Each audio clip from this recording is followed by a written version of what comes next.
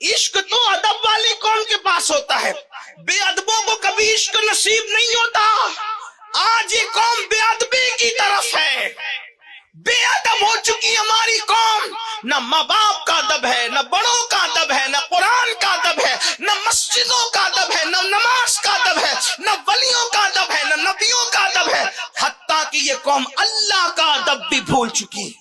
वमा क़दरुल्लाह हक़्क़ क़द्रिह, तुमने अल्लाह की वो कद्र नहीं की जो कद्र करने का हक था। जो कौम खुदा की बेअदब हो जाए उस कौम को तबाह ही किया जाता है, उस कौम को बर्बाद ही किया जाता है। आप कहेंगे अमीनुल कादी तू कैसी बात कर रहा है, हम अल्लाह के बेअदब है। मैंने कहा फिर क्या हो, मुझे फलसफा या खुद समझा दो या समझ लो। अल्लाह के बेअदब हो, रसूलुल्लाह के बेअदब हो, और जानबूझकर नहीं, लाशऊरी तौर पर कर रहे हो।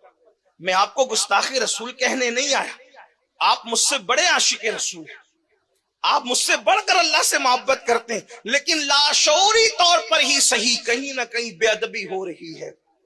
क्या अल्लाह का अदब, रसूलुल्लाह का अदब ये कौम भूल चुकी, इसीलिए मिट रहे हैं, लुट रहे हैं। तुम्हारे घर लोगों की इज्जत पर है, तूफान की इज्जत पर है, तबाहियों की इज्जत पर है, हवाओं की इज्जत पर है। जिस दिन तुम अल्लाह रसूल के बाद अब बनो कुव्वत इश्क पैदा करो, किसी माँ ने ऐसा लाल पैदा नहीं किया कि तुम्हारी आंख में आंख डाल करके देख सके। अल्लाह का अदब नहीं करते, रसूलुल्लाह का अदब नहीं करते। दलील क्या है? जो मुझे समझ में आती वो ये, तवज्जो करना, बस बात खत्म होती है, खास तवज्जो। अगर आपके अब्बा जी आपको देख रहे हैं, अगर सबकी तवज्जो है तो बात खत्म करते करते मेरे दिल का दर्द है, मैं कोई खतीब अदीब आदमी नहीं, टूटे फूटे जुमले लेकर आपके दरवाजे दिल पर अपने दिल का दर्द उंडेलना चाहता हूं। बस अल्लाह करे किसी के दिल में बात उतरे और किसी की जिंदगी बदल जाए तो मेरा आना, आपका आना, हम सब का आना कामयाब। अगर अब्बा जी देख रहे हैं और बाप का अदब दिल में मौजूद है, तवज्जो, अगर बाप का अदब दिल में मौजूद है और अब्बा देख रहे हैं, आपको पता है कि अब्बा देख रहे हैं और आपके हाथ में सिगरेट है, सिगरेट पियोगे, अब्बा देख रहे हैं तो आपकी अपनी तबीयत से जवाब दे। मुझे कोई जबरदस्ती नहीं जवाब देना है तो कोई बात नहीं, लेकिन सिर्फ इतना सुन ले, अपने जमीर की अदालत में खुद को खड़ा करके अपने आप से पूछो। बहुत अदालतों के दरवाजे खटखटाए, कचहरियों के दरवाजे खटखटाए, कभी अपनी जमीर की अदालत में खड़े होकर अपने आप के खिलाफ मुकदमा करो ना, पूछो।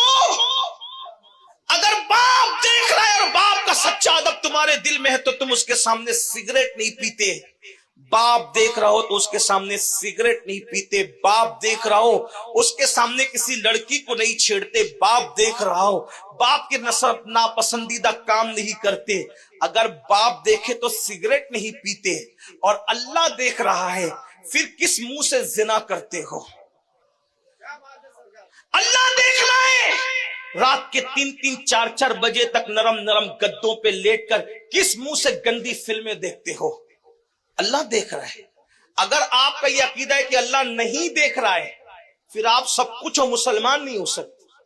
और अल्लाह देख रहा है तो बाप के देखने पे सिगरेट छोड़ दी, बाप के देखने पे लड़की की तरफ नजर नहीं डाली। अल्लाह तो हर वक्त देख रहा है। अल्लाह फरमाता है इन्नल्लाह काना अलैकुम रकीबा, अल्लाह तुम पर कड़ी निगरानी फरमा रहा है।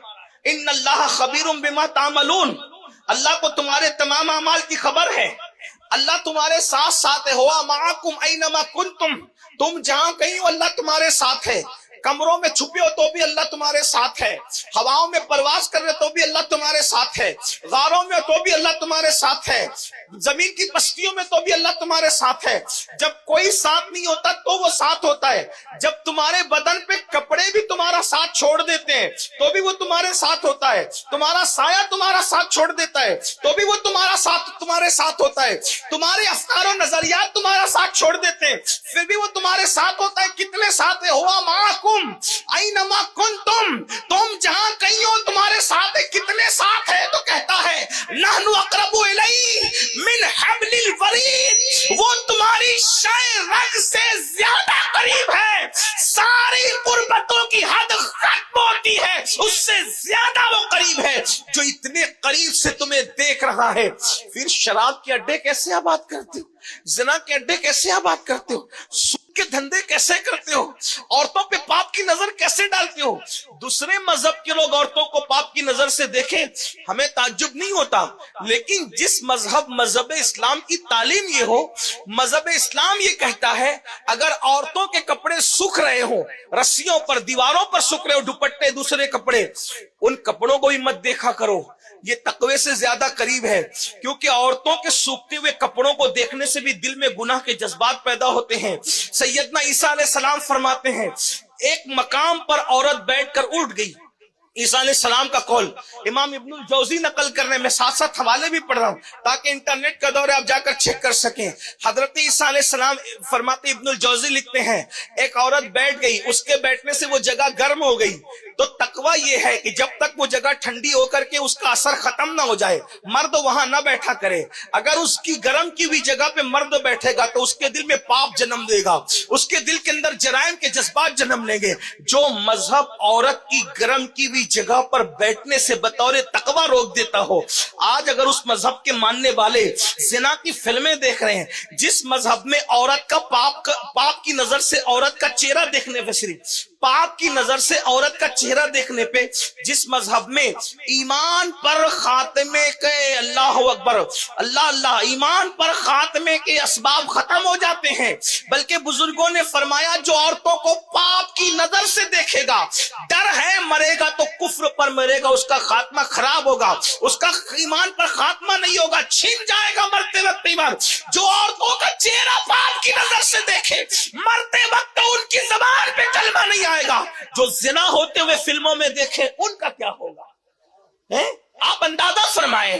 اور پھر یہ چیز عام ہو رہی ہے، نالیوں کے کنارے بیٹھ کر، گاڑیوں میں بیٹھ کر، رکشوں میں بیٹھ کر، ٹیکسیوں میں بیٹھ کر رات دن اس جرم میں مبتلا ہو۔ ہنسنے کی بات نہیں ہے، یہ دنیا امتحان کا ہے۔ قرآن کہتا ہے الذی خلق الموت والحیات لیبلوکم ایکم احسن عملا، ہم نے زندگی اور موت پیدا کر کے تمہارا امتحان لیا ہے کہ کون تھوڑی سی زندگی پا کر اچھا عمل کرتا ہے۔ یہاں ہمیشہ رہنے نہیں آئے، جوانی کے گھمنڈ میں خدا کو ناراض کرنے والوں، جوانی کے غرور میں اللہ کو غضب کو دعوت دینے والوں، کس کی جوانی رہی جو ہماری رہے گی، کس کی جوانی رہی جو ہماری رہے گی، طاقتیں کس کے پاس رہی جو ہمارے پاس رہے گی۔ ایک دن بڑھاپا ضرور آئے گا، ختم ہونے والی جوانی چلی جائے گی، نہ ختم ہونے والا بڑھاپا ضرور آ کر رہے گا۔ اللہ کے بندو، اللہ کا ادب جو قوم چھوڑ دے اس کی تباہی سے اس کو کون بچا سکتا ہے؟ سب کو تو چھوڑو، ماں باپ کا ادب بھی گیا، خدا کا ادب بھی گیا، رسول کا ادب بھی گیا۔ یاد رکھنا جس قوم کے پاس ادب نہیں اس قوم کے پاس عشق نہیں، جس قوم کے پاس عشق نہیں وہ قوم نہیں ہے بلکہ خاک اور راکھ کا ڈھیر ہے۔ اقبال کہتے ہیں بجھی عشق کی آگ اندھیر ہے، مسلمان نہیں راکھ کا ڈھیر ہے۔ راکھ کے ڈھیر سے بھی کبھی انقلاب آتا ہے، راکھ تو ادھر ادھر پھرتی رہتی ہے، ہواؤں کے دوش پر ذلیل اور رسوا ہوتی رہتی ہے۔ جب تک کہ اللہ رسول کا ادب نہ کرو گے، اور ادب صرف ہاتھوں کے باندھنے اور گردنوں کے جھکانے کا نام نہیں ہے بلکہ ادب دل کے جھکانے کا نام ہے۔ اللہ کے بندو، اللہ کی اطاعت پر اپنا دل جھکاؤ، اللہ کی اطاعت پر